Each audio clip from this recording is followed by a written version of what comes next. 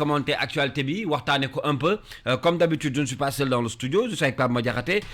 ginnaaw bi ñu tënkee ak Serigne Saliou Seck Pape Madiakhaté na nga def. sant alhamdulilah Kalz maa ngi lay nuyu bu baax. naka suba si. sant rek ñu ngi nii rek di daw rek. maa lépp jàmm. alhamdulilah di la ziar maa ñàkkum ndox mi moom laalu la yow. noo egg seegul ci sunu boor yooyu nag waaye bëri na ñu mu sonal lool jamono yi. waaw doy na waar bëri na ñu mu sonal lool. tout le monde en parle daanaka ndox moom dafa doon loo xam ne. bu ñàkkee ci réew rek day xaw a doy waar. ndax ci dundu gi la bokk. lu dul naan geek fóot geek ñoomin seen ak sangu gi. waaw dafay doon loo xam ne daal lu mënta ñàkk la. waaw li mu mën a toppatoo dafa bari. waaw lool warul di ñàkk. warul di ñàkk alors dinañu waxtaanee loolu ci kanam tuuti waaye li ñuy jiital mooy mbirum Guy Marius Sagna. moom yàggul dara dalal nañ ko fi waxtaanee woon lu bëri. ci wàllu activiste bi nga xam ne ci la nekk. tey combat bee ngi wëy ndax moom day bëgg Sénégal à chaque fois bu ñu nekkee xëy na ci jafe-jafe. wala ñu dégg naka su dul noonu moom mu taxaw contesté. bi ci mujjee doxante bi mu doon amal boori palais. ba mujjee yoon teg ko ci loxo. dafa mel ni fanaan dina rëbës démb. waaw démb fanaan nañu rëbës ni nga ko waxee Guy Marius Sagna ak ñeneen ñi nga xam ne ñoom la ñu jàppandool ak moom ci li nga xam ne moom lañ doon def ajuma ji ñu weesu bi ñu leen tegee loxo ci buntu palais de la République ngir li nga xam ne lañ doon naqarlu mooy ñu ne yokkuteeg njëgu courant gi nga xam ne tàmbali na ci weeru décembre gi ñoom dañu ci àndul mënuñu ko wannaasu ba tax ñu ne loolee daal ñoom mënuñu caa ànd ba tax ñu doon amal doxum ñaxtu boo xam ne dañ leen koo aaye woon nag ndax ñi nga xam ne moo di préfet da leen koo aaye woon ba tax ñoom dañu ko bëggee defee foo xam ne lii di arrêté bi ñu naan arrêté Ousmane Ngom moom moo aaye woon ñuy defee lépp lu nga xam ne wàllum doxum ñaxtu rek toogaanu ñaxtu ci lépp loo jëm nekk wetu place de l'indépendance jëm boolu palais de la République ñoom nag ñu ne loolee du ca ànd ndax constitution bi dafa maye ne képp ko am lu la naqari bëgg def toogaanu ñaxtu wala doxub ñaxtu am nga droit am nga sañ-sañ nga def ko te yoon mënu ci dara loolu charte réew mi nday charte réew mi constitution moo ko maye ñoom nag ñu ne loolee du ñu ànd ba tax ñu egg ba palais loo xam ne daanaka bëriwul bu dee am na ñi nga xam ne jot nañu egg daanaka mën nañ ne guléet am kuy mës a am def exploit boobu noonu la ko sax nit ñi jàppee woon ba egg fi nga xam ne moom mooy palais de la République ñu teg leen loxo démb nag ba ñu jàkkaarloo ki nga xam ne moom moo di doyen des juges ñu def leen li nga xam ne moom moo di mandat de dépôt yóbbu leen ci rëbës ñu fanaani fa laataa nag ñuy ubbi ab information judiciaire ci seen i mbir fàttali ne daanaka ñu bëri ci ñoom juróom-ñett ci ñoom dañoo dem fële dañ leen yóbbu rëbës kenn rek lañ ci bàyyeek ndëgëniku mu ñibbi këram muy Souleymane Djim mu doon mbir moo xam ne daal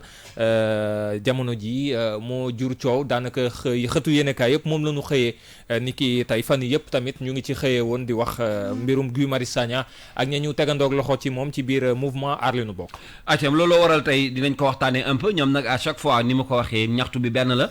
dañuy bëgg bu réew mi nekkee xëy na ci ay jafe-jafe ñoom ñu taxawu ko moom may fàttaliwaat ni jóg bi ñu jógoon li ko waral mooy yokkute courant bi ni nga ko waxee léegi fi mu mujjee nag gis nañ ko je pense que soxla nañu tamit assistance soxla nañu ku leen soutenir jàppale leen ndax combat la boo xam ne xëy na ñoom rek la woon ñi ngi ak Kumba Ba également ci jotaay bi Kumba ginnaaw bi ma la nuyoo le temps de revenir suñu invité ci téléphone bi dinañ ànd léegi ak Alioune Sané moom mi ngi bokk ci mouvement Y'en a marre moom it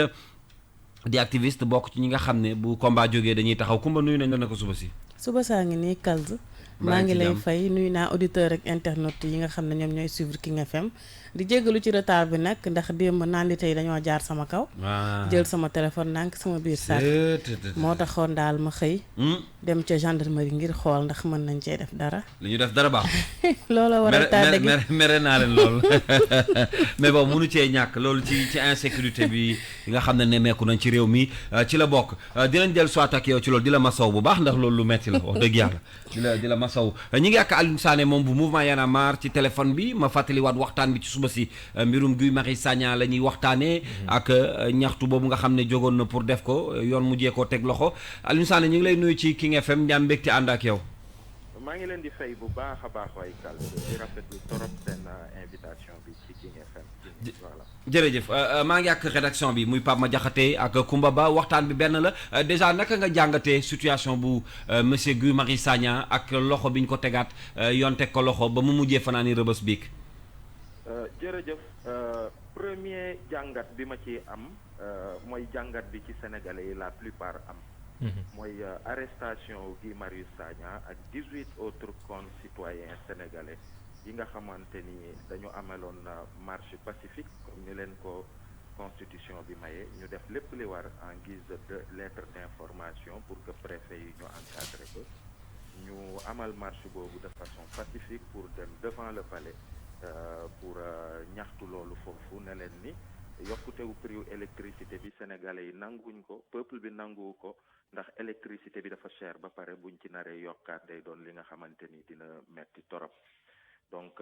ñu def marche pacifique boobu noonu gis nañu li ci xew ñu pamtee leen jàpp leen yóbbu leen commissariat ñuy baagante entre commissariat ak tribunal ba gis ngeen démb mettre nañu leen sous mandat de dépôt ñi ci ëpp ñu ngi rëbës kenn rek lañ ci bàyyi mu am liberté provisoire mu doon nag kumba am ndey kumba amul ndey tey jii nii c'est le sentiment qui est le mieux partagé par les Sénégalais ndax gis nañu fi Kals ci ay jamono en 2017 mu am ay gàngooru jeunes yi nga xamante ni ay militants wu APR la ñuy ay souteneurs u Alioune Sall dem ca buntu palais de la République ca grille di fa protester ndax intérêt wu nit c'est-à-dire Alioune Sall investiruñ ko ci listu député yi pour mu war a dem Assemblée nationale ñoo ëppoon ñi fa nekkoon ci marche ñoom Guy Marius Sagna mu am ay échauffourées ba mu am ay grenades lacrymogènes yuñ fa sànni ñooñu dañu leen bàyyi ñu ñibbi seeni kër et que tey jii ni boo xoolee ñoom Guy Marius Sagna pour une cause bi nga xamante ni du seen intérêt ñoom du intérêt wu kenn waaye intérêt wu peuple bi li peuple bi di jooy moom la ñu jël ñu gàddu ko à travers le slogan de ñoo bañ ñoo lànk ñu téye leen tey ñu ngi ci prison bi donc c'est le sentiment le mieux partagé mooy sentiment wu kumba am ndey kumba amul ndey làq doom dóor doom Ibrahima waaw Ibrahima Kumba Ba moo nekk ci kàddu gi Alioune Sané baal ma Alioune oui waaw Kumba Ba ci kàddu gi mais dañu seetlu Alioune ni dernièrement sortie yi nga xam ne moom mooy am ci ñaxtu yi FRAPP France Dégage ñoom ñoo ci gën a fës dëgg la mais itam sentiratuñu engouement bi ci population bi doon am kon combat yu ñu doon porté y a de cela des années lan moo ko waral pour yow soxna si gis nga FRAPP France Dégage dafa am particularité en tant que mouvement citoyen bi nga xamante ni ay activistes ñoo fa nekk ñoom dans leur stratégie ñoom nombre du seen problème ñoom dañu jàpp ni 5 personnes yu déterminé mun nañu dox mun nañu protester ñu déclencher jaay seen bopp def ay sacrifices parfois même au prix de leur sang à travers ces manifestations pacifiques bu ñu leen jàppee mu doon action coup d'éclat bi nga xamante ni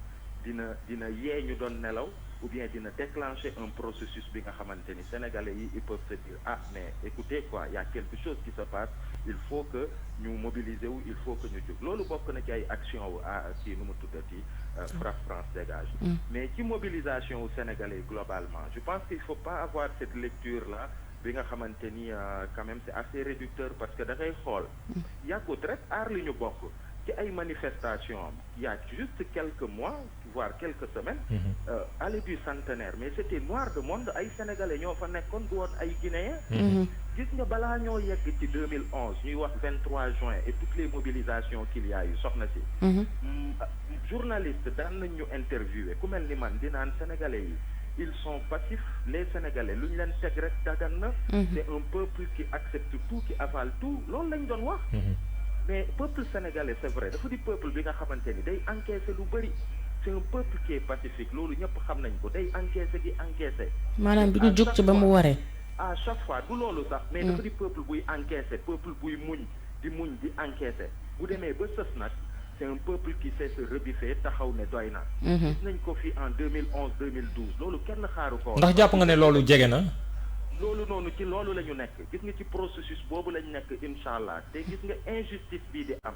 au-delà de prix yokk prix électricité nit ñi bañ ko nanguwuñ ko ba pare ñu jàpp ñenn ñi nga xamante ni ñu ngi bokk ci peuple bi di ko xeex di ko joytu ñu jàpp leen ne leen ràpp ci kaso bi alors que amoon na ñeneen ñu faroon ci ñoom ñu def li ëpp loolu amuñu autorisation amuñu dara ay grenade lacrymogène mu jëpp ci grille palais yi kenn waxu leen dara ñu ngi ci seen kër yi nekk ci seen i amphi di jàng tey jii nii ñu jàpp ñi nga xamante ni combat wu peuple bi en tout cas li peuple bi di jooytoo dans les maisons et un peu partout loolu lañ porté ñu bëgg dem manifester pacifiquement ñu tëj leen gis nga injustice yu mel noonu dafa am benn bouillonnement bi nga xamante ni xaw ma ndax yéen a ngi koy sentir exactement journaliste yi lu ci bëri depuis démb barki démb li ñu may wax mooy peuple bi jugul moi je dis non il y a un bouillonnement qui se passe je sais pas ndax Macky Sall ak ñi mu àndal ñu ngi koy percevoir ou pas parce que démb rek maa ngi ci benn plateau j'étais avec un économiste un docteur xawma lan ils sont dans l'attelage en tout cas ñu ngi ci ak yooyu mais waa ji bu waxee tu te demandes kii ban Sénégal la ne lui-même il a demandé à un moment ne Babacar le chroniqueur de cette télé là mais est-ce que man Sénégal bi may wax yéen boobu ngeen di wax ne ko mais yéen ban Sénégal ngeen ne donc il y a un bouillonnement qui se passe et man message bi may wax quand même mooy c'est bien beau de dire Guy Marius Sagna jaajëf big up oui bi kii day xeexal askan wi oui caat les députés du peuple loolu yëpp rafet na c'est bien beau mais à un moment ces gens-là bu amee acte yu mel noonu yu ñu posé ku mel ni Guy Marius Sagna buñ ko seetaanee rek dinañ ko néewal doole dinañ ko téye kaso lu yàgg et pourtant borom kër la am na jabar am na doom am na liggéey alors yow justement boo ci mbirum Guy Marius Sagna ak ni ñu teg loxo ak ni ñu seen nombre ni nga xam ne noonu la toll mais surtout également seen représentant bu ñu gisee Guy Marius Sagna ñu gis ci docteur Babacar Diop bu FDS doon ñoo xam ne daanaka ci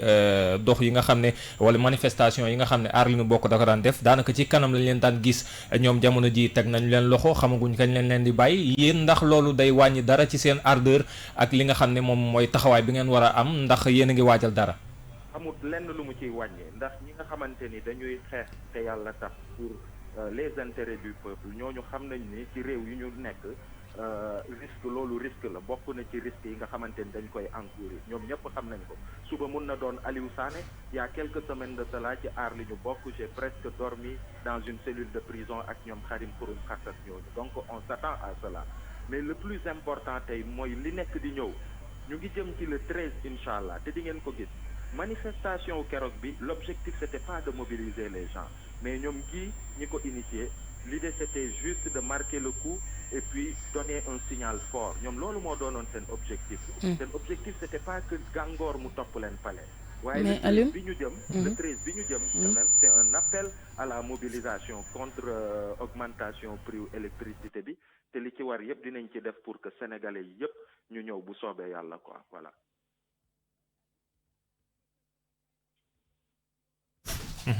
mais Alioune allo oui waaw yokkute courant gi moo taxoon Guy Marius Sagna ak ay ñoñam génn wàcc ci tali bi mais yokkute courant bu ñu ko waxee sénégalais yëpp ñoom la soxal ndax foogoon ni marche pacifique la naam waaye ndax foogoon ni yu mel nii acte yu mel nii boo koy posé war nga dem concerté wu ak toutes les li ñuy wax li parti yëpp dina nekk ñoo xam ne ñoo nekk si askan wi nga wax ak ñoom organiser ko kon yéen ni ngeen fas yéene organiser woo nii jàpp ko le 13 est-ce que doon na loo xam ne dañ ko waroon def ñi à la hâte. non je veux dire ñoom acte bi ñu posé gis nañu stratégie bi ci nekk def nañ ko waaye le 13 bi ñu jëm ni y a une préparation bi nekk en cours am na ay réunions yu am ay rencontres yu am ay syndicats ak ay syndicats yi nga xamante ni ay centrales syndicales et puis ak plusieurs organisations tey jii nii di ngeen gis ni ñu ngi ciy wax parce que le fait que tey ma nekk ci King FM ak lépp li am en terme de yenn impact bi seen rajo bi am ak audience bi mu am donc day participer ci informer sénégalais yi ci urgence de l'heure et la nécessité quand même de taxaw temm ci mbir mi. est-ce que nag yéen vous avez en fait seen émission du ci lépp ci jàll mais aujourd'hui vous parlez de cette problématique là parce que elle est importante pour le peuple. exactement ci processus boobu la ñu nekk dinañ ko gën a yaatal di ngeen gis suba dina am conférence de presse dina am leneen ak leneen pour que ñëpp ñu jot ci képp ki nga xamante ni jàpp na ni ndogal bi du yoon et que ñoom Guy Marius Sagna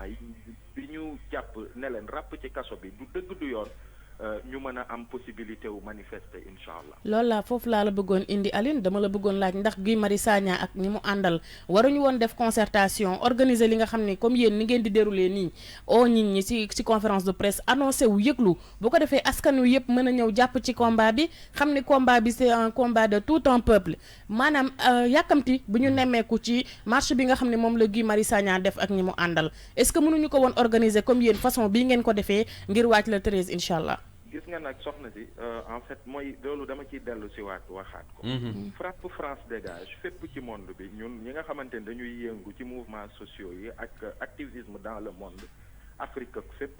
stratégie yi dafa bëri. stratégie bu ci nekk bi ñuy adopté day adossé wu ci benn objectif bi ñuy am. naam sax ñoom gii lii waxoon nañ ko yenn médias yi waxoon nañ ko mais ñoom seen objectif. C'était pas de mobiliser. Son objectif, c'était de créer un déclic. Et je pense que l'on réussir nañ ko. Exactement. Toute la presse en parle, il y a un déclic. Donc toute la presse en parle, maa ngi nii di ci wax ci King FM. maa ngi woon RFM matin démb j'ai fait combien de plateaux ak ñeneen centrales syndicales yi ñu ngi ciy mobiliser wu citoyen bi ci wax. Pour man ils ont atteint leur objectif léegi kay. dañu war a teg beneen pas passer à une autre échelle mooy celle de la mobilisation. bu dee vraiment sénégalais yi ils pensent que. ils en ont marre vraiment de cette hausse des factures de la facture du coût de l'électricité. Qu'on leur donne l'opportunité de pouvoir s'exprimer dama leen di jox benn exemple. yaa ngi Gaston Madera je pense que ci seen groupe la nekk doyen Gaston. mais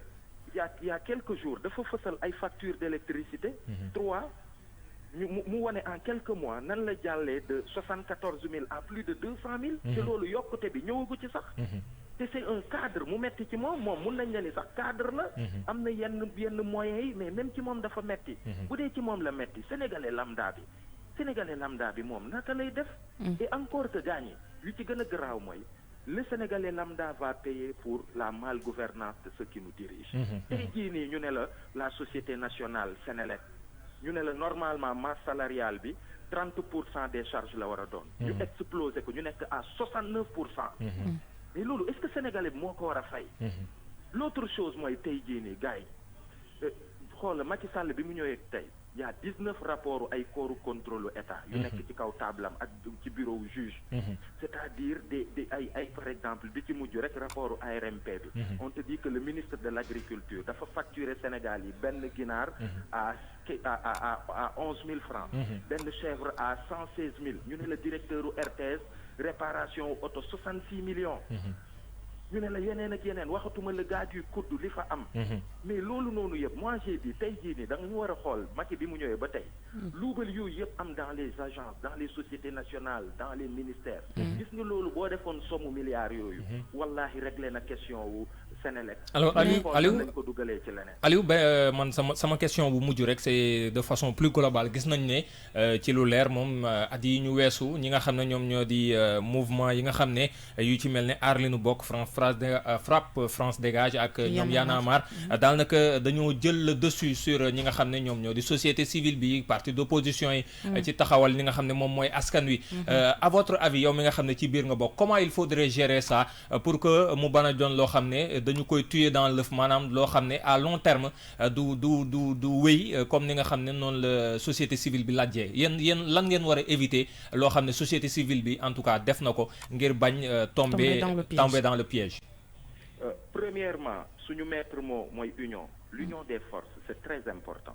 les forces yu ñëw nit ñuy naan wooye lu tax ñuy ñëw initier yéen ngeen ciy topp lu tax yéen ngeen di topp lu tax Aliou Sané bu Y'en a marre moo ci feeñ diw feeñu ci ces choses là yi nga xamante ni suñuy grand frère société civile erreur yooyu la ñu defoon nekk ci ay problème u nit ay kan moo war a jiite tel dynamique ou pas kii bu initier bu dee man fësuma ci du ma ci bokk parce que du man maa ko jiite loolu noonu ñun on a bien appris de ça et il faut que loolu ñu moytu ko bu amee lu taxaw comme lu mel ni électricité ñun ñëpp ñu doon benn bu dee gii moo ci war a wax ñu jox ko kaddu gi mu wax ñëpp rangé wu bu dee Aliou Sané moo war a wax ñu jox ko kaddu unité boobu c'est important parce que da ngay xool suñuy chef d'État africain par exemple 3e mandat bu ko kii yëkkatee keneen yëkkati ko parce que ils se parlent entre eux ils ont un modus operandi et il faut que peuple yi loolu noonu ñu mun ci jàng ñu xam ni il faut que peuple yi au-delà du Sénégal sax yenn question panafricaine yi il faut que peuple africain yi ñu mën a téyante loolu moo waral tey ñun si on a aidé les Guinéens à ce que ñu amal fi une manifestation contre le 3e mandat.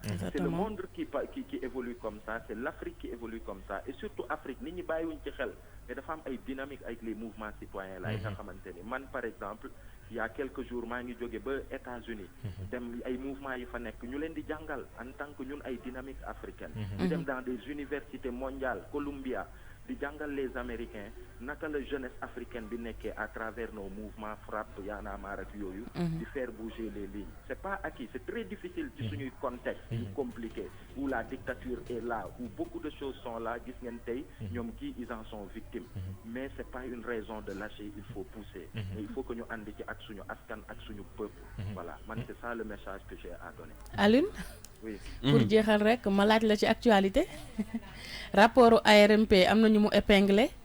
ba njiital réew mi génn def sortie daal dinañ tirer les choses au clair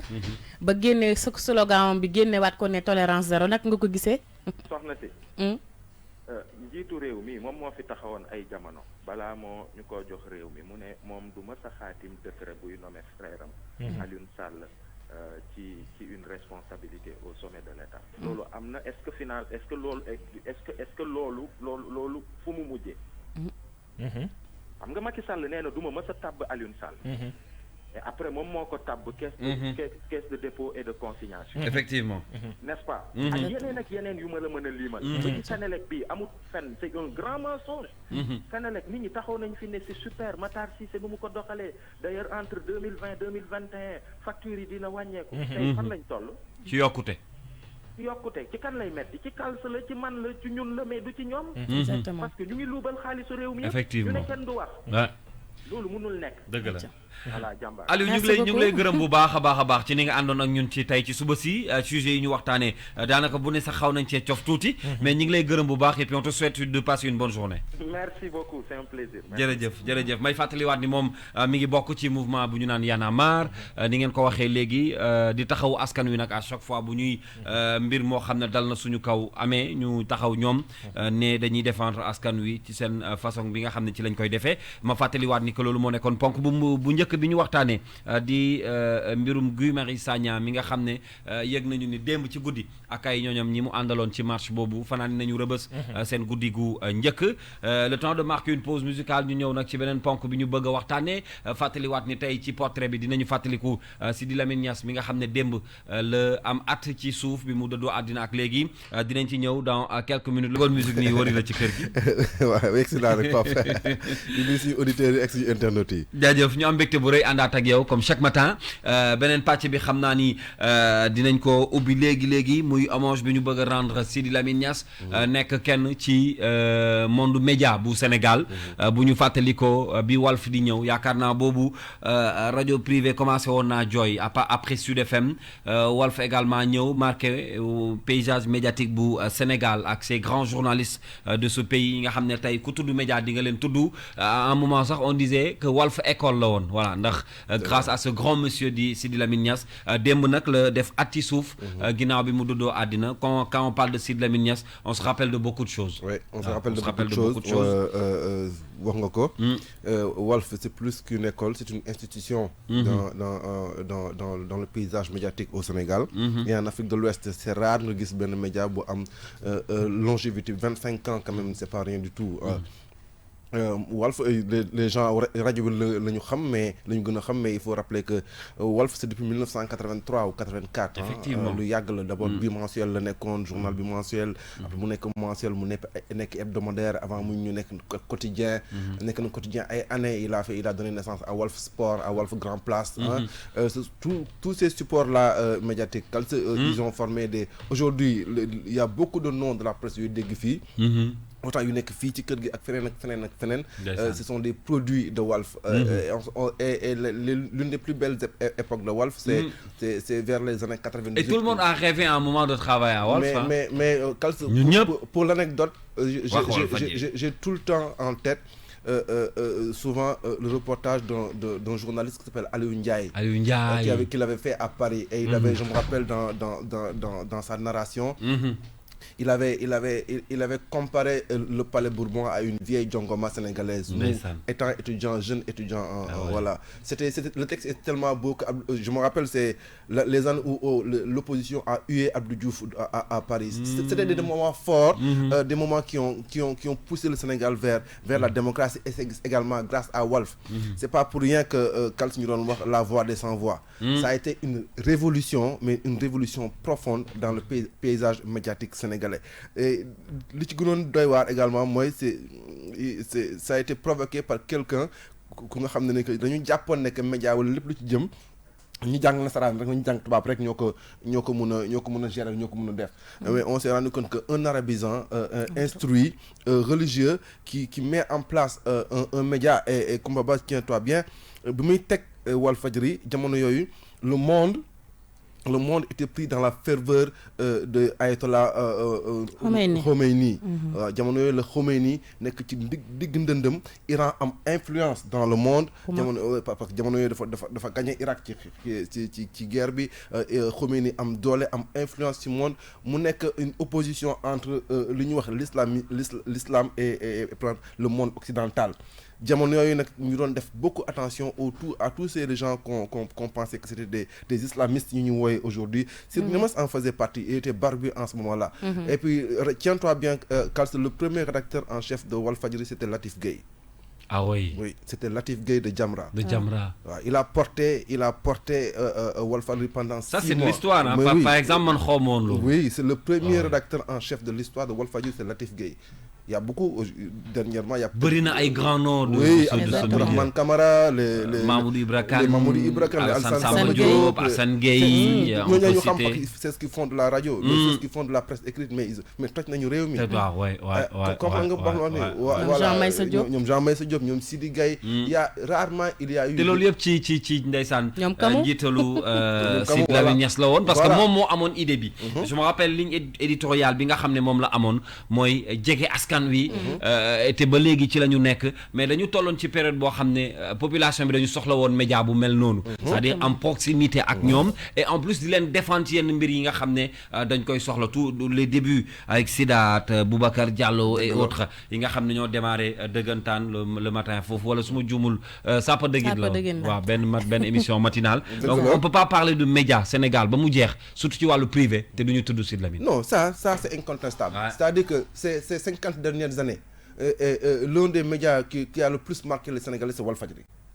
Qu'on le veuille ou qu'on le veuille pas. Ces 50 dernières années-là. Lan moo defoon loolu à ton avis? wax nga ko sànq. Tant qu'un média est du côté du peuple,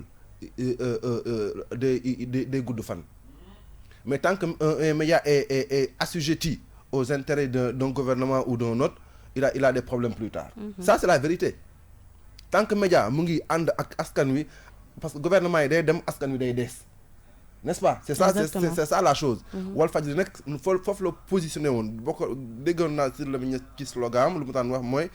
la voix des sans voix. La voix des sans voix. C'est quand même c'est fort comme message. La voix des sans voix. Dem na ba benn moment da ngay gis Walf ku am lu la naqari fenn sax buntu Walf ngay ñëw waxee ko fa. Mur des lamentations mais am na lu taxoon. Exactement. Tey ci suba rek maa ngi staan benn genre reportage bu mel noonu ci benn programme radio télé bu nekk Nigéria. C'est-à-dire que le peuple africain les médias dafa bokk ci li nga xam ne dafay yee askanu Afrique. te war nañ ci gën taxaw fondamentalement et je pense que Walfadjri pàcc boobu Walfadjri de façon large et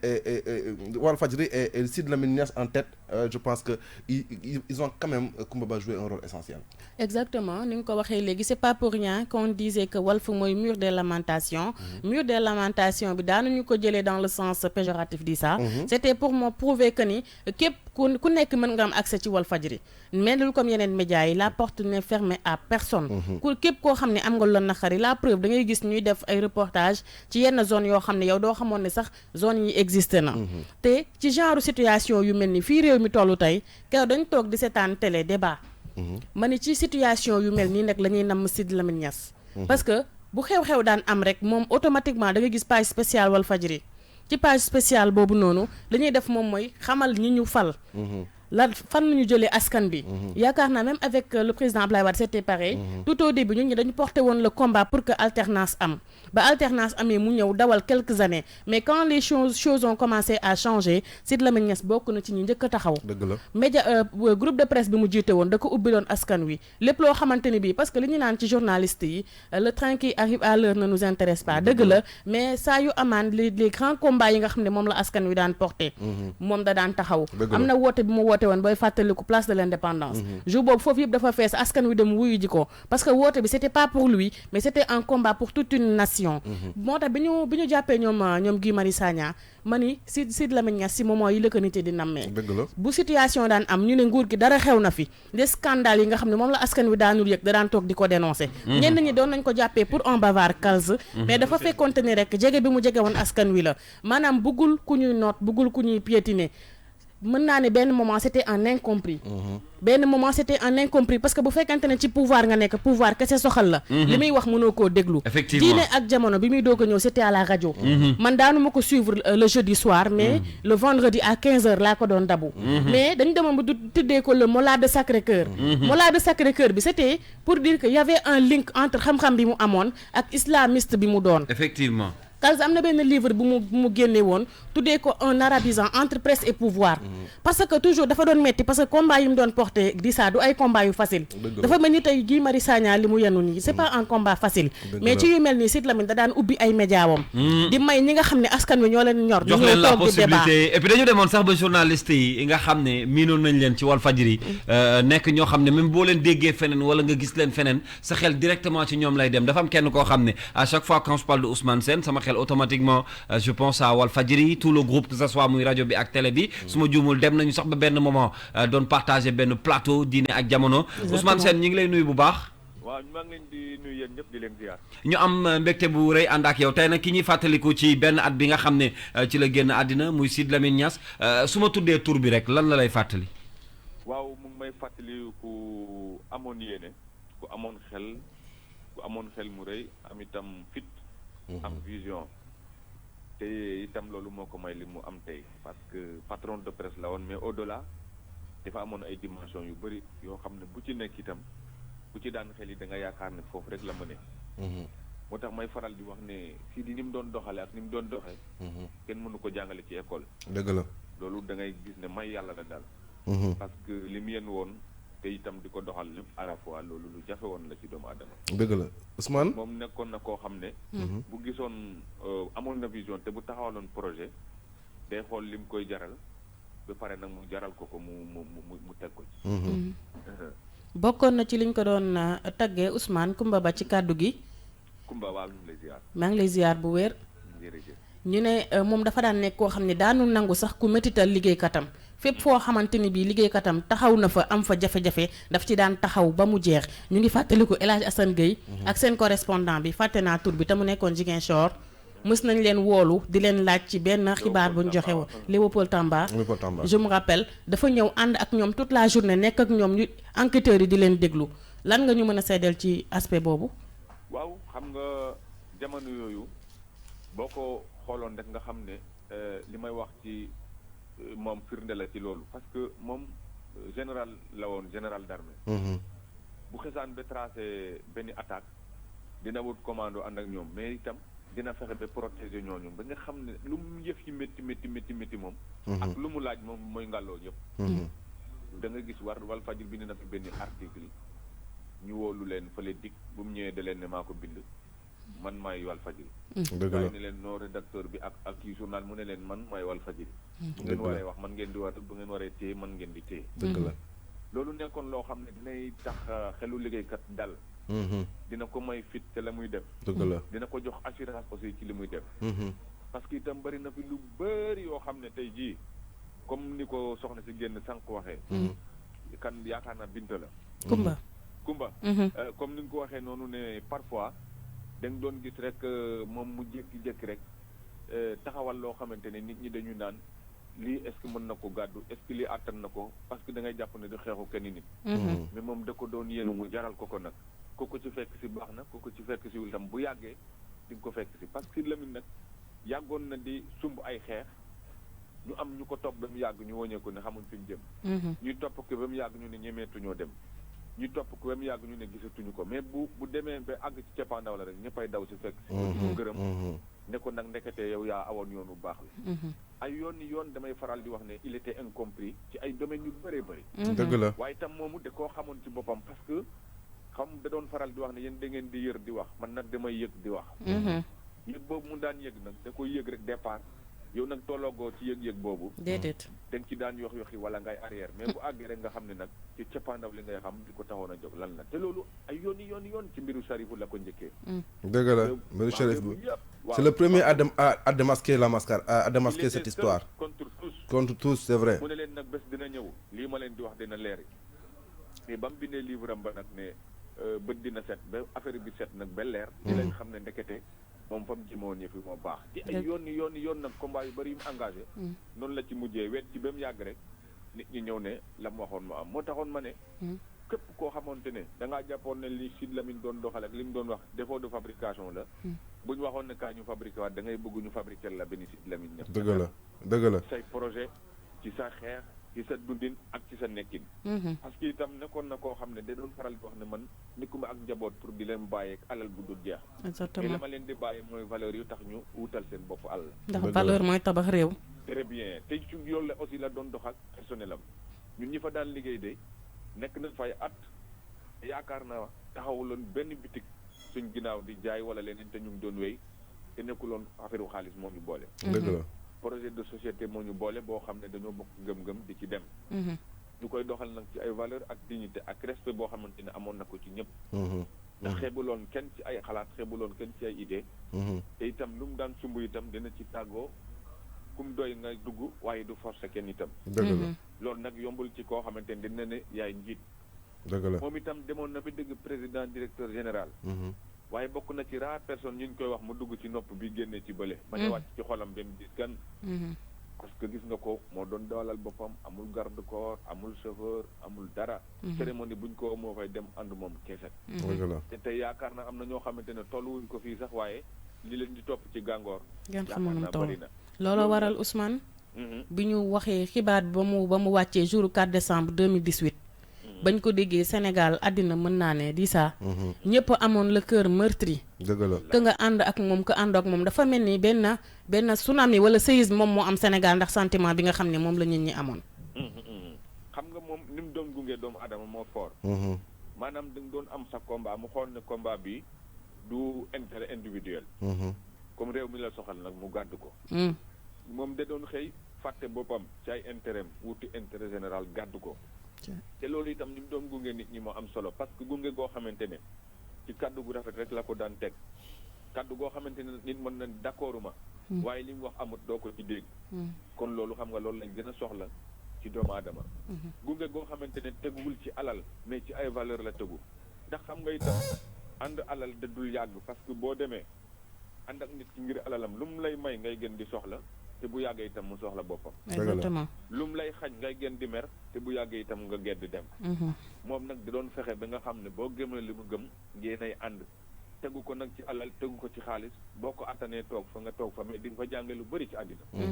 man de ci wetam man jàng naa fa lu bëri loo xamante ne tey dimbale na ma ci àddina parce que ñun fi ñu duggoon. dégg na am formation. lañ soxla woon mooy pratique. dëgg la pratique boobu boo ñëwoon itam amoo liberté amoo autonomie. wala responsabilisé wala nga mën koo def itam. day am jafe-jafe dina am lu ciy sooxee. waaw du yàgg. dëgg la mais boo ñëwaan daf lay teel a responsabilisé la bàyyi la nag ak itam ak sa sago nga liggéey. te itam lépp lu muy liggéey itam ci booru askan wi la nekkoon. information bu ñëwoon day fexe ba alerté. day fexe ba orienté politique gouvernementale ci priorité yi. fexe ba orienté politique gouvernementale ci société bi. nga xam ne vraiment nanguwuloon benn fioriture wala loo xamante ne injustice la jëm ci askan wi nga xamante ne ñoom la féete woon loolu nag. am na lu mu ko coûté lu bëri waaye jaraloon na ko te itam askan wi delloo nañ ko. dëgg la ndax itam ba mu fi wàccee liggéey booba wàccul liggéey bi mu wàccee liggéey ba tey démb anniversaire am ba tey ji yaakaar naa réew mi delloo nañ ko jukkal boo xamante ne romb na sax fi ko nit ñi doon nattee. dëgg la kay te loolu itam Sidy Lamine damay wax ne moom yàlla mayoon na ko loo xamante ne lu jafe la. may na ko mu liggéeyal boppam te mooy sax ci diineem ba ñëpp d'accord. dëgg la may nañ ko mu liggéeyal réew mi te mooy itam mu xeex ci combat yi nga xamante ni yëpp combat yu mën a développé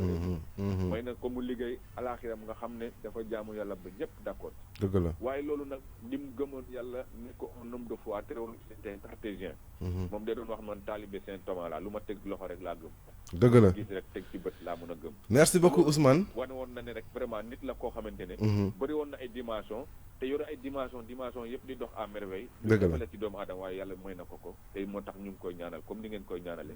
yàlla itam yóbbu ko ci fiir daw inchallah jërëjëf Ousmane xam nañ ne que am nga boo doon mënoon nga wax livre toll livre sax ci ki nga xam ne moom mooy Sidy Lamine Niass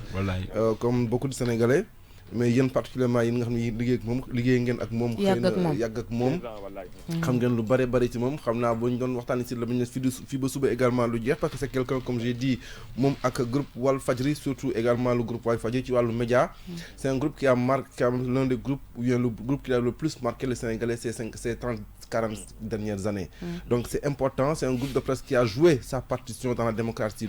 démocratisation ou bien dans le processus de démocratisation de ce pays-là loolu je pense que les Sénégalais en sont conscients donte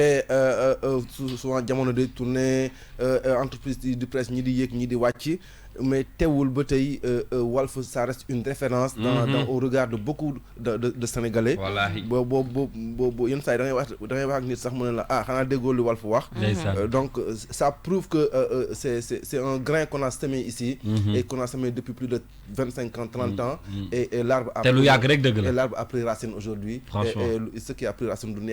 neex voilà déjëti day dëgër ndax samp bee am doole man ça me fait penser à des grands animateurs aussi comme Jules Junior ça me fait penser à Adama Edouard Ndiol Koumba donc ñoom ñëpp dañ leen di ñaanal suñu borom également woyofal suuf seen kaw et sama ko may Kals waaw peut-être benn lu ndaw lu mu ci bëgg a yokk Walf a également été le média qui a donné l'opportunité mais à des centaines de jeunes animateurs, journalistes, techniciens beaucoup Walf a été quand même Sidy Lamine Niass a été quand même un créateur d'emploi effectivement quand même boo seetloo maa ngi koy wax sànq le nombre de personnes qui sont sorties de Walf qui sont animateurs qui sont techniciens qui sont journalistes mais y en a tellement et y en a qui sont connus y en a qui sont moins connus y en a qui sont au Sénégal y en a qui ne sont plus au Sénégal mais il faut dire que quand même jox na jeunes yi jamono jooju noonu benn opportunité effectivement surtout en matière d'animation yaa ngi wax léegi man maa ngi fàttaliku même bu fekkee am na sax ñu fi jógee mais de passage may nuyu Sidaat qui passe également le bonjour moom aussi bokk na ci ñi nga xam ne téye woon nañ Walfadjri à l'époque ak ñi fa nekkoon Boubacar Diallo ak les grands animateurs yi nga xam ne jaar nañ fa bon y a eu tellement de l'animateur ñu leen di nuyu bu baax a baax Sidaat de passage donc suñu waxee Sidy Lamine rek ni nga ko waxee école la ñuy fàttaliku koo xam ne jox na opportunité aujourd'hui à beaucoup de gens pour seen talent ñu mën ko wane ba ñu voilà ñu mën ko exprimer donc hommage à Sidy Lamine bien sûr. Alors on va rapidement écouter son portrait pour hommage bi ñu koy defal tey ci suba si ngir fàttaliku at ginnaaw bi mu dëddoo àddina Ndeye Mati Dieng moo ñu defal portrait bi ñu déglu ko te dellu si 4 décembre 2018 4 décembre 2019 at ak léegi bi fi El Hadji Sidy Lamine Niass bàyyeekoo kilifa gi jiite woon Walfadjri baatu askan wi la jàppee woon boppam. tey bu fekkee ne am na kenn ku ñu war a jàpp na ñëw nekk man bu amee kenn ku ñu war a rey na ñëw nekk man lii ñii ñëpp nekk fii indiwuma leen fi duñ samay taalibe duñ samay doom duñ samay jabar duñ samay leneen dafa am luñ gëm rek dañoo gëm un travail boo xam ne da nga ciy déglu les deux. doomi Kaolack gi ci këru diine bu am baat la bokk waajuram bu góor xalifa El Hadji Mouhamad Niass di woon bindkat bu mag di doom ci El Hadji Abdallahi Niass miy waajuru Baye Niass ci keppaar googe la Sidy Lamine Niass wattoo alxuraan moo tax liggéey bi mu njëkk a def jàngalekat la 1971 ba 1975 muy jàngale arab gannaaw gi la dem biti réew ngir yokk xam-xamam ay at lañu ci teg mu dellu ci Sénégal gis ni réew mi di doxee waral mu sos groupe de presse bi di Walfadjri di baatu alxuraan ci atu 1984 doon ci fësal nag ñaawteef yi askan wi di dund ak injustice yi leen nguur gi di teg. à l'époque coloniale amoon na presse kon nag li nga jàpp tey ne loolu mooy defar wala moo la yëkkati da nga juum li nga bëgg a aw du loolu boo jeexalee rafet ci xamal ne la fi indi woon loolu moo fi nekk ba tey xamal li la poussé woon ba nga yegsi au pouvoir loolu moo fi nekk ba tey mooy un peuple souverain. Sidi Lamine Niass xam-xamam bu rafet yóbbee woon na ko mu doonoon conseiller officieux bu président Abdou Diouf doon dox ci rataxal diggante Sénégal ak dëkku naar yi bari na tey ay kàngam yu ñuy dégg ci média ci loxoy Sidi Lamine Niass la ñu jaar jàmbaar ji wuy ji boromam ni ki daaw teewul mu des ci xolu askan wi ba tey.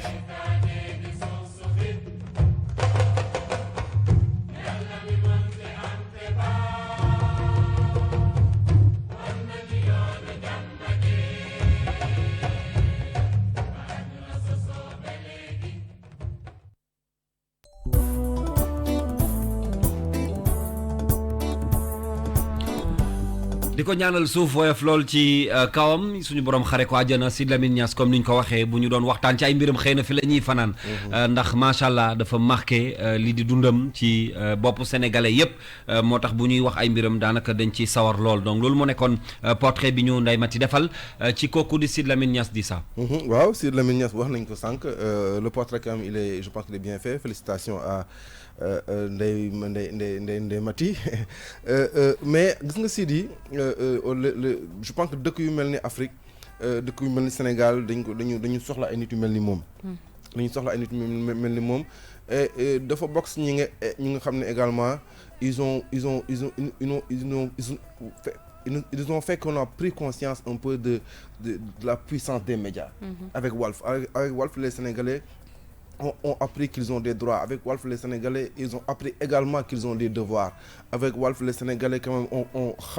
gën nañu xam seen ay droits gën nañu ñeme gën nañu xam ne ki nga xam ne xoolal discours bu mu def léegi en l'encontre du président Abdoulaye Wade ça signifie beaucoup de choses. Ça veut dire qu'aujourd'hui seul le peuple est souverain. Il n'a pas eu tort de positionner Walf chez les populations, aux côtés des populations, aux côtés du peuple. Je pense que c'était ça à faire. Il l'a fait, il l'a réussi. Et comme je dis, il a réussi. Les racines de Walfadjri sont tellement profondes aujourd'hui qu'il est difficile, quoique économiquement les temps sont durs pour les médias, mais Walf quand même résiste toujours au temps et aux différents gouvernements. Certains, à un moment donné, il a été ami avec Abdoulaye Wade, ça a bien marché. À un moment donné, quand il a senti que c'était pas le moment, c'est plus le moment d'être avec Abdoulaye Wade, il est parti de chez Abdoulaye Wade. Je me rappelle que le gouvernement du PDS en ce temps-là, mais il lui avait fait beaucoup de mal, au groupe Walfadjri. Donc aujourd'hui, qu'on rende hommage à quelqu'un comme Sidy Lamine Niass, je pense que c'est un devoir pour nous, d'abord, hommes des médias, pour nous qui sommes des médias tous, parce que c'est l'un des nôtres, mais également c'était au-delà du journaliste, du promoteur, mais également c'était un religieux, c'était également, comme tous les religieux, quelqu'un qui alertait beaucoup. C'est xam lu ma ci neex c'est-à-dire que tey foo laal moo xam ci kër diine yi la ci politique bi ci journaliste yi ba ci animateurs yi ku ne mën na laa wax dara ci Sidy Lamine. On a même un animateur en ligne ci hommage bi ñuy defal Sidy Lamine ci suba si Sidaat bu RFM ñi ngi lay nuyu. ñu am mbégte bu rëy ànd ak yow ci suba si li ñuy wax léegi ndax fu ñu laal ci Sidy Lamine Niass daanaka ci monde média bi mën nañu wax ci moom maa ngi ak Dissa Préra ak Koumba Ba ci waxtaan wi ginnaaw bi ñu la nuyoo quand on parle de ce grand Sidy Lamine Niass yow lan la lay fàttali. maa ngi nuyu Dissa Préra. maa ngi lay nuyu grand. waaw vraiment waxtaan bi neex na trop. depuis tout à l'heure maa ngi toog di déglu. di nuyu soxna Maximum à côté tamit. Koumba. Koumba, voilà, très bien. Koumba maa ngi koy nuyu. maa ngi lay fay. Et puis di nuyu tous les auditeurs de King FM. tey moom génn ngeen tey personnalité bu am solo ci réew mi. koo xamante ni mën naa wax ni c'est un exemplaire tey. koo xamante ni c'est une référence. koo xamante ni il a tout fait pour son pays. xam nga nag Sénégal ñoom balaa ñu lay gën a xàmmee wala ñu gën la ràññee day fekk bay woy muus ba pare. dëgg la. mais boo fi nekkee di ñafe. di xeex pour askan wi noo la war a gëm noo la war a jox sa bopp. dëgg la. tey ba may déglu seen i débat tey seen débat bi dafa xóot trop. parce que quelqu'un comme Sidy Lamine Niass pour man ça n'existe plus au Sénégal. dëgg la. Pourquoi je l'ai dit? Parce que Sidy Lamine Niass moom primo c'est un patron de presse. Secondo c'est un homme engagé. Sidy Lamine Niass farul Jean farul Paul farul Belmondo. askanam. dëgg la àndal comme sànq ni nga ko waxee. moo ko intéressé. et que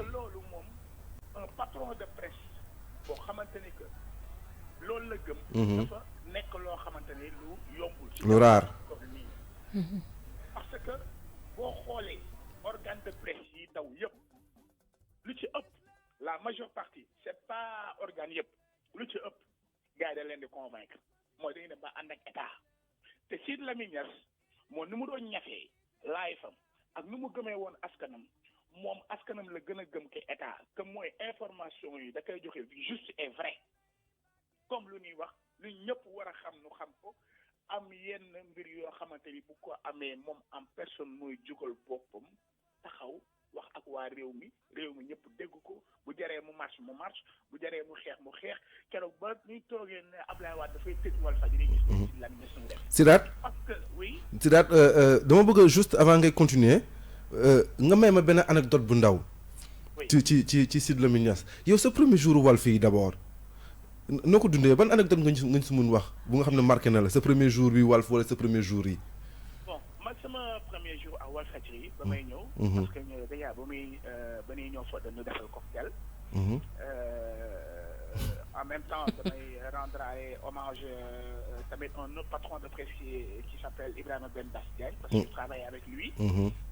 paix à son âme. paix à son âme jëlee ma foofu indi ma Walfadjri donc ba ñuy ñëw ñun cocktail nañu Sidy Lamine Niass. li leen teeroo. waaw mu teeroo dafa nu cocktail bu macha allah bu neex boo xamante ni pour dalal nu xamal ne que ni Walfadjri c'est une famille.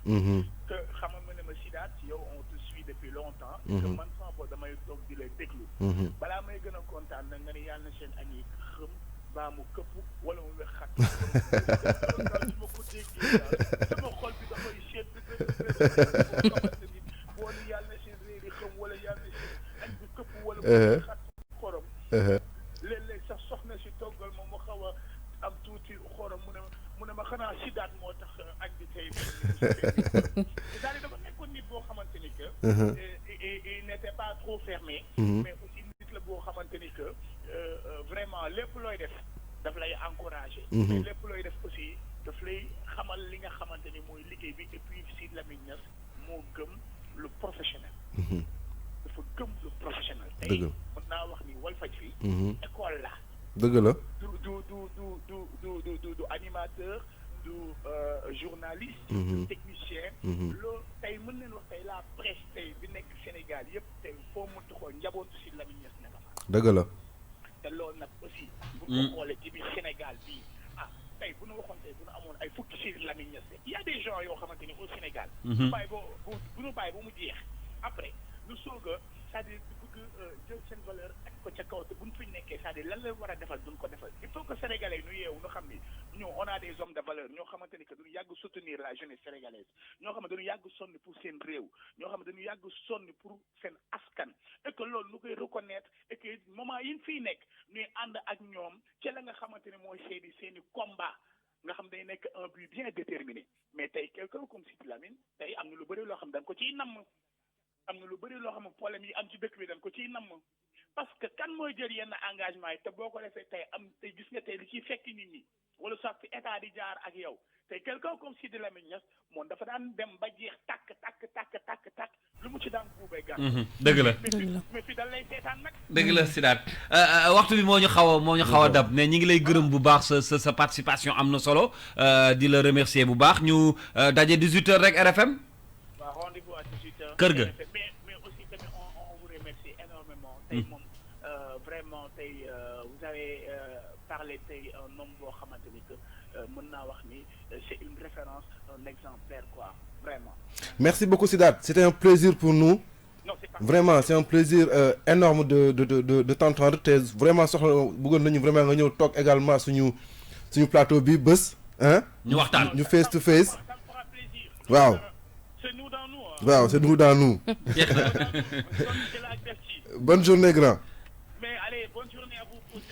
vous aussi. Merci beaucoup. jaajëf Sidath ñu ngi koy gërëm bu baax moom aussi. di ay fruits wu Sidy Lamine Niass. waaw Sidath pour moi je l'appelle grand parce que c'est quelqu'un que je respecte beaucoup. C'est quelqu'un de bien, c'est un animateur que j'écoute depuis un grand animateur depuis longtemps également. dañu xam nga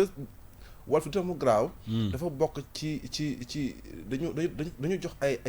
jox dafa jox chance ay jeunes yooyu inspiré yeneen jeunes. Tu comprends un peu? Je comprends parfaitement. Inspiré yeneen jeunes ba yu nga xam ne que ils ont embrassé le métier parce que un jour ils ont entendu un Sidath animé à Walf. Un jour ils ont entendu un DJ Boops animé, un Jules Junior animé par là. Donc ou bien ils ont entendu un Aliou Ndiaye faire un journal à midi ou un Mamoudou animer une chronique, un Alassane Samba Diop qui te sort un scoop à gauche ou à droite. Donc c'est une école mais qui a fait naître des vocations mais qui a également inspiré je pense beaucoup d'autres jeunes. Merci beaucoup. On va passer à waa service commercial une page de pub. Peut-être ñu remercier Koumba. Rendez-vous yow également ñu ngi lay jox dig daje ci kanam tuuti ak rédaction bi ci Midi Culture. Inch'Allah dañuy jël roppalaan gi rek ci Midi Culture. mu jàngatal ñu ko tey ci bés bi moo ñu ko yëral ba pare liiral ñu ko nag jox ñu ko ñu dégtal leen ko. Serigne Saliou Seck. Guy Marius Sagna encore Guy Marius Sagna toujours Guy Marius Sagna daanaka yéen kaay yi ñu xëy ndool ñoom ñëpp xëy ci ay mbiram ubbi l'Observateur journal rue 15 angle corniche bi ne léegi leer na aaya ba daanu na Guy Marius Sagna delluwaat na kaso démb lan ko fa yóbbaatu moom ak Babacar Diop Mamadou Diallo Fallou Galas Seck Malick Diaw Biaye Ousmane Sarr ak Souleymane Dieko lii lépp nag li leen ko yóbbee moo di njëgul courant bi nu yokk gars yi doon ko naxarlu ba taxoon ñu wàcc ci mbeddi Ndakaaru yi doon ñaxtu ba yegg ca giri ya nekk ca palais de la République foofee la leen takk der yi jàppee Guy Marius Sagna ak juróom-ñetti naataango muy juróom-ñeenti nit yu nekkoon ci loxoy takk der yi La Tribune nekk leen juróom-ñeenteel di Souleymane Jim moom demul kason ndax nag may nañ ko liberté provisoire laas yéene kaay ne tey laa leen di wax juróom-ñett yenu yóbbu kaso lan doon liggéey juróom ya ay étudiant lañu te dañuy jàng ba léegi kenn ka di ab professeur ak Guy Marius Sagna ma ca gën a siiw nekk ab activiste Vox Populi ne moom activiste boobee di Guy Marius Sagna juge Samba Sall daanee laale juróom-ñetti doomu aadama ya mu àndaloon ba yóbbu leen kaso bu Rebeuss guddik biig ñu nar faa toxaar seenub àtte Souleymane Jim moom may nan ko liberté provisoire keneen ku doon am lan teg yoon te nu mujjee ko may liberté moo di Serigne Daara ba nekk ca Njañ ubbi La Tribune journal bi média bi ne Xaadim Gay mi nu jàppoon ndax doon jéngi dongam démb lan ko bàyyi mu dellu Njañ ga mu dëkk moom ak ñanu jàppandooloo nag moom démbi la xibaar bi rot ca tribunal grande instance ba nekk ca Louga ñaari at yi sursis lan gàll ci seenum ndodd Seydi Gassama bu am ne si ne daan boobee baax na ndax nag lu ni mel dina tax bépp Serigne Daara bàyyi xel ci bu dee ni mi ngi doon def lu ni mel Vox Populi ne attekat bi kay ci mbirum Serigne Daara boobee dafa jaaree fay coow li coow daal jamono ji fu nekk lay jollee ci mim réew L'Observateur ne moo taxit njiitu réew mi di président Macky Sall neexul ba neex waaye jamono ji bombe sociale dëgg la jàkkaar lool La Tribune ne bombe boobee bokk na ci li ko gën a jaxal courant bi nu yokk tax askan wépp seen bopp tëju Sud du Quotidien ne beneen bombe bi yëngal réew mi jamono ji moo di ndox mi coupé altinek léegi li ko waral nag yéenekaay bi nee na moo di liggéeykatu SD yi ñoo toog ñetti fanu yàlla fas te wunu xànc ak moromam te démb nag ci lan dajee war seen biir ne dinañ dàbbali yeneen ñaari fan maanaam 48 heures de grève Serigne Mbaye Thiam di jëwriñ ji sàlloo wàllum ndox ci gouvernement bu Sénégal ne li mu jàppe liggéeykat ya nekk ci SDE moo di mbirum sabotage ak bëgg leen a jaxaseek askanu Sénégal enquête yéene kaay ne Serigne Mbaye Thiam kay mer ba futu la def jëmale ko ci liggéeykatu SDE yi La Tribune ne lu ci mën di am daal grève bu liggéeykatu SDE yooyee andi na njeexintal ci askan wi yewoo ci biir Ndakaaru journal des médias bi yokku ci ne président de la République Macky Sall moom nee na liggéeykat ya nekk ca SDE yi lu jiin njaagate ñooy njaag sursaane loolee moo tax ba nguurug Sénégal jébbal nañ leen am mise en demeure te boo moytuwul yatukel dina leen dal yatukel dëgg la Sadio Mané génneel ñi ko doon ŋaañ Sadio Mané encore Sadio Mané toujours Sadio Mané Stade Record L'Observateur La Tribune Les Échos Vox Populi ñoom ñëpp xëy dinu xamal ni jongante bi doxoon ci diggante Liverpool ak Everton Sadio Mané toj na ko démb ñaari passe décisive la def boole ca football match bi yëpp ba noppi lakk caaxee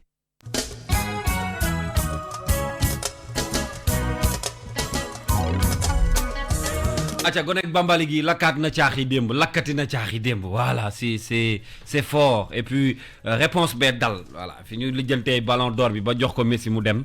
jël Van Dijk xama Van Dijk jox ko deuxième bi jël Ronaldo jox ko troisième bi Sadio ñu ne ko yaay quatrième bi moom boolewu ci wax boolewul dara ki ay wax dafa ñëw match bi dem mu dugal bii bu rëy loolu mooy la grande réponse de Sadio Mané hier voilà xam naa ne nag xam nga gaynde bu meree day fippu voilà day rougir c'est ça voilà donc moo tax démb wane na boppam donc ñi ngi xaar également la suite ci yeneen match yi et puis en espérant que 2020 bi dina briller waat ba jëlaat ballon d'or bi africain yi moom leer na bi ñuy lijjanti kay fi mu ne nii mooy bu mag ba soobee yàlla déwén Messi jox ñu ko ndànk ñu andi ko boori Afrique avec ce grand Sadio Mané, très fier de lui. Hier on a entendu le président Youssou également, sa réaction par rapport à ça. Personne ne va arrêter Sadio Mané, ça c'est clair. Donc Sadio Mané ira très très très loin. Donc ñu ngi koy gërëm bu baax a baax. Tout de suite on aura Baye Cheikh dina ñëw ànd ak yéen ci li nga xam ne moo di King Feeling. Pape Cheikh Diallo tey nag dafa àndaale Serigne. Voilà, il sera avec vous dans quelques minutes ngir gunge leen ci jotaay bi ba boor yi 14h loolu la ñuy woowee King Feeling. En attendant, je vous accompagne avec